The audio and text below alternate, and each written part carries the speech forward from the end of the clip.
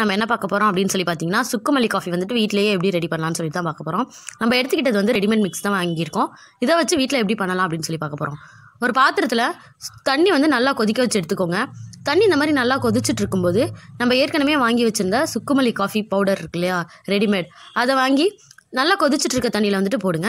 நாங்கள் வந்து வாங்கியிருக்கிறது வந்து 5 ரூபி பாக்கெட். அது வந்து 4 பேத்துக்கு தாராளமாக போதும். அதில் வந்துட்டு 3/4 போடுங்க போதும். நிறையா பொடி போட்டுட்டீங்க அப்படின்னு சொல்லி பார்த்தீங்கன்னா குடிக்கவே முடியாது, ரொம்பவே காரமாக இருக்கும்.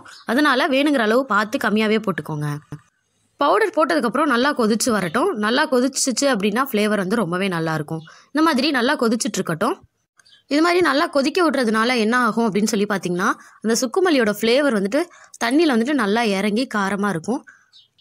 இது கூடவே வந்துட்டு சுகரை ஆட் பண்ணிக்கோங்க. அந்த தண்ணியில் வந்துட்டு நல்லா கொதிச்சிரும். 4 பேத்துக்கு 3 ஸ்பூன் வந்து அதிகம் தான். 2லேருந்து 3 ஸ்பூன் வந்து சுகர் ஆட் பண்ணிக்கோங்க. ரொம்ப காரமாக இருந்துச்சு அப்படின்னு சொல்லி பார்த்தீங்கன்னா இன்னொரு 1/2 ஸ்பூன் 1 ஸ்பூன் வந்துட்டு ஆட் பண்ணிக்கலாம். அவ்வளோதான். சுக்குமல்லி காஃபி வந்துட்டு வீட்லேயே ஈஸியாக ரெடி பண்ணிக்கலாம். இதுக்காக நம்ம போய் கடையில் போய் வாங்கி சாப்பிடணும் அப்படிங்கிறது அவசியம் இல்லை. வீட்டில் பெரியவங்களுக்கு தேவைப்பட்டுச்சுன்னா, சளி டைமில் தொண்டை கரண்ட் இருக்குது அப்படிங்கிற டைமில் வந்துட்டு இந்த மாதிரி நீங்கள் வீட்லேயே செஞ்சு கொடுத்தீங்கன்னா அவங்க கொஞ்சம் விரும்பி சாப்பிடுவாங்க. இப்போது சுக்குமல்லி காஃபி வந்துட்டு ரெடி ஆகிடுச்சு. இதை எப்படி சர்வ் பண்ணுறது அப்படின்னு சொல்லி பார்ப்போம். ரெடியான சுக்குமல்லி காஃபி வந்துட்டு இப்போ ஒரு டம்ளரில் ஊற்றி ஆற்றுறேன்.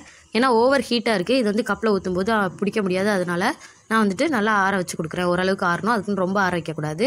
இப்போ வந்துட்டு 2-3 வாட்டி ஆற்றுனதுக்கப்புறம் நம்ம கப்பில் வந்துட்டு சர்வ் பண்ணி நம்ம கொடுக்கலாம்.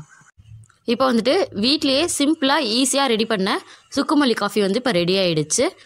இந்த காஃபி வந்துட்டு மழை காலத்தில் நல்லா மழை பெஞ்சிட்டு இருக்கும்போது இல்லை பனியில் வந்துட்டு குடிக்கிறதுக்கு ரொம்பவே நல்லாயிருக்கும். அது மட்டும் இல்லாமல் தொண்டை வந்து கரண்ட் இருக்குது, ஒரு மாதிரி கோல்டு வர்ற மாதிரி இருக்குது அப்படிங்கிற டைம் வந்துட்டு இந்த மாதிரி சுக்குமல்லி காஃபி சாப்பிட்றதுனால தொண்டைக்கு கொஞ்சம் வந்து சாஃப்ட்னஸாக இருக்கும்.